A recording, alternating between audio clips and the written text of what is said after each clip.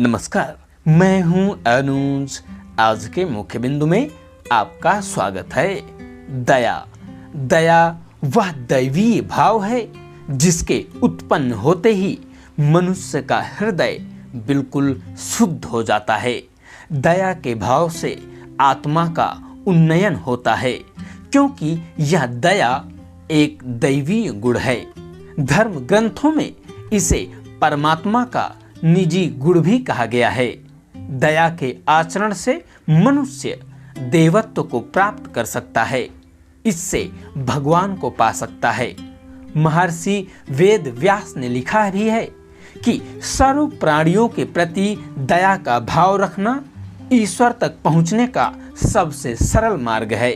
इस प्रकार दया मनुष्य के जीवन में बड़ा महत्वपूर्ण स्थान रखती है, क्योंकि परमात्मा की संपूर्ण सृष्टि में मनुष्य ही एकमात्र ऐसा प्राणी है जिसके भीतर एक दयालु हृदय होता है, जिसमें परमात्मा का प्रकाश प्रस्फुटित होता है। एक दयालु हृदय में परमात्मा का वास होता है, क्योंकि परमात्मा स्वयं दया स्वरूप हैं। भगवान को दया सिंधु कहा जाता है। दया के आचरण से मनुष्य के भीतर भी अन्य कई प्रकार के दैवीय गुण स्वतः ही प्रकट होने लगते हैं।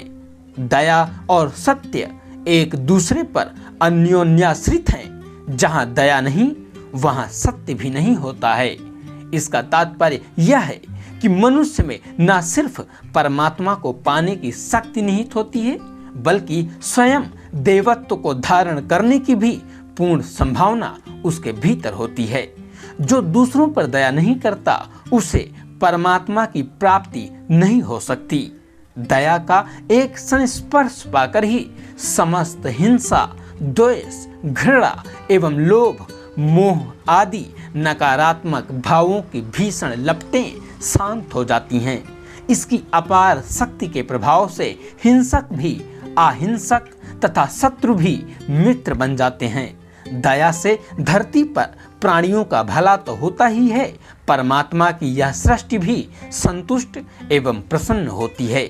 इसीलिए गोस्वामी तुलसीदास जी ने दया को ही धर्म का मूल बताया है। दया धर्म का मूल है, पाप मूल अभिमान। तुलसी दया न छोड़िए जब तक घट में प्राण। बहुत बहुत धन्यवाद।